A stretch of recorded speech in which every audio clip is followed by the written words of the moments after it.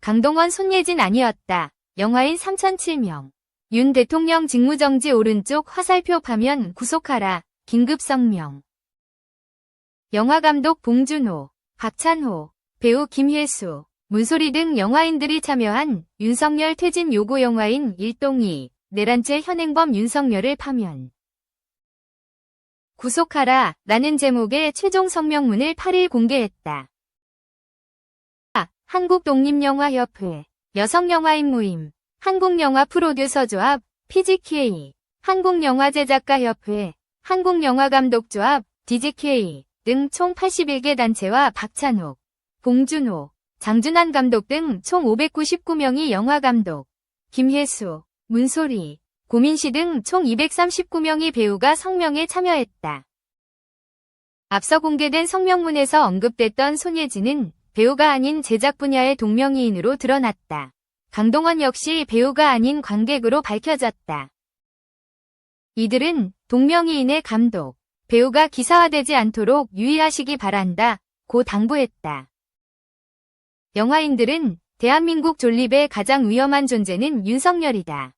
대통령 직무에서 내려오게 하는 것이 민주공화국을 지키는 시급한 과제라고 밝혔다. 이어 정권 재창출을 위한 정치공학에 몰두하고 있는 국민의힘 국회의원들에게 경고한다. 상식 바뀌며 통제 불가능한 대한민국 제1위 위험 요소이자 내란의 우두머리 윤석열의 대통령 직무를 지금 당장 멈추게 하는 것이 대한민국이 살 길이다. 누구에게 정권을 맡길지는 국민들이 결정한다. 내란의 동조자로 역사에 남을 것인지, 국민의 생명과 안전을 가장 우선순위에 두는 정치인으로 남을 것인지 스스로 선택하라 고 주장했다. 마지막으로 이제 대한민국의 영화인들에게 윤석열은 더 이상 대통령이 아니다. 내란죄의 현행범일 뿐이다. 신속하게 윤석열의 대통령 직무를 정지시키고 파면 구속하라 고 목소리를 높였다. 1차 긴급 성명 전문 12월 3일 밤 10시 22분 현직 대통령이 비상계엄을 선포하고 2시간 30분 만에 국회가 비상계엄의 해제를 의결한 지도 이틀이 지났다. 위법하고 위헌적인 비상계엄 선포, 군부 독재를 떠올리게 하는 비상계엄 포고문. 국회 의결 후 3시간이 지나서야 국무회의 의결 정족수가 성사되지 않았다는 전제하에 발표된 비상계엄 해제. 도무지 행정부 시스템이 제대로 작동하는지조차 의심스런 일련의 과정에 더해 12월 4일에는 윤석열의 비상계엄 선포 이유가 야당을 향해 경고 메시지를 전달하기 위함이었다는 어처구니없는 보도가 잇따르고 있다. 제정신인가? 미친 거 아닌가? 비상계엄 선포를 목도한 대다수 국민의 첫 반응은 그랬다. 영화인들 역시 별반 다르지 않다. 인문학적 상식으로는 도무지 이해할 수 없는 일이 아무리 영화적 상상력을 동원해도 망상에 그칠 법한 일이 현실에서 일어난 것이다. 상식이 있는 국민이라면 굳이 법률적인 판단에 앞서 다음과 같은 결론이 자연스러울 것이다. 대한민국의 존립의 가장 위험한 존재는 윤석열이며 대통령이라는 직무에서 내려오게 하는 것이 민주공화국을 지키기 위한 가장 시급한 과제일 수밖에 없다는 것이다. 이미 대한민국과 수교한 대다수의 대사관에서는 대한민국에 체류 중이거나 체류할 목적으로 방문한 자국의 국민들에게 위험을 경고하고 있으며 비상계엄 해제에도 불구하고 위험 경고를 유지하고 있다. 윤석열이라는 위험 요소가 해소되고 있지 않기 때문이다. 마치 정권의 치적인 양 홍보하기 바빴던 한류의 위상은 나락으로 떨어졌다. 대한민국 민주주의의 성장과 표현의 자유가 문화예술 분야 성장의 가장 큰 밑거름임을 지적했던 해외의 언론은 대한민국의 이미지 추락과 방문객 감소를 예측하며 연일 보도하고 있다.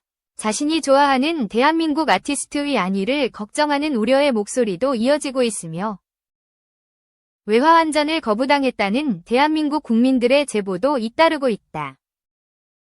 국회라는 헌법기관을 유린하고 독립된 헌법기관인 중앙선거관리위원회와 일련의 언론사에게 계엄군을 급파했으며 미복 비정공의를 처단하겠다는 계엄사령부의 조치에 더해 영화인들을 분노케 만드는 것은 모든 언론과 출판은 계엄사의 통제를 받는다는 계엄사령부 포고령의 사망을 비롯한 국민기본권의 제한이었다. 대한민국의 헌법은 표현의 자유라는 명시적 표현을 사용하고 있지 않지만 양심의 자유, 언론 출판의 자유, 집회 결사의 자유, 학문과 예술의 자유 등을 헌법에서 보장하는 표현의 자유라고 통칭한다. 다시 말해 윤석열은 오밤중에 위헌적인 블랙리스트를 전면적으로 실행해버린 것이다. 현직 법무부 감찰관이 계엄을 받아들일 수 없다고 즉각 사표를 냈다는 보도만 들릴 뿐.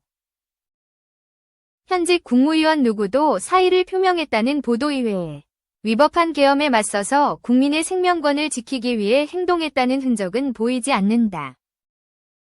지시와 명령에 의해 영혼 없는 일을 진행했다는 블랙리스트의 작동 원리와 그럴싸한 변명이 얼마나 허위였는지 명명백백하게 증명되었다. 지난 윤석열의 대통령 집권 기간 동안 우리 영화인은 일방통행식 정부의 영화 예산안의 불편부당함을 지적해왔다.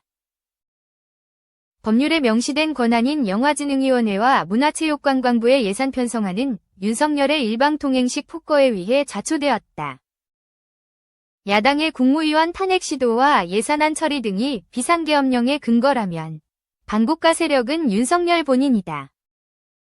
양심이 있는 공직자라면 반문해보라. 민주주의가 안착한 이래 윤석열만큼 기획재정부와 모든 정부기관 위에 군림하며 멋대로 예산을 편성한 자가 있었던가?